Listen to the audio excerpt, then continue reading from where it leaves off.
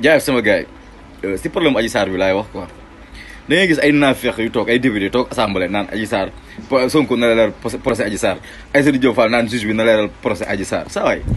yow koo xam ne dala accusé viol ne yaa ma siif jëlee naa ci ëmb Adji Sarr elle a fait son propre procès moo toog ak maître El Hadji Diouf ne Sonko ma violé dama cëy sax jëlee ëmb ñu toog 5 ans wasinul sax doomu tubaab banta sax wasinu ko léegi sénégalais yi di continuer di croire kooku noonu mais loolu affaire naafeq la wala maa tay la wala yabaata la Sonko juste bu ko bu rafet Adji Sarr juste boobu naafeq nga sénégalais bu toog naan Sonko dañu ko war a wàcc pour Adji Sarr naafeq nga ndax Adji Sarr def na propre procès nee na Sonko moo ma siif ba pare tey ji ma jëlee ci ëmb ñu toog 5 ans wasinul mais xanaa loolu kay mooy match bi fin la saal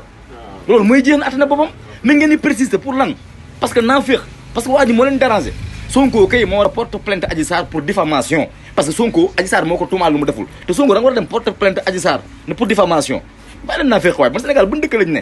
ah wasin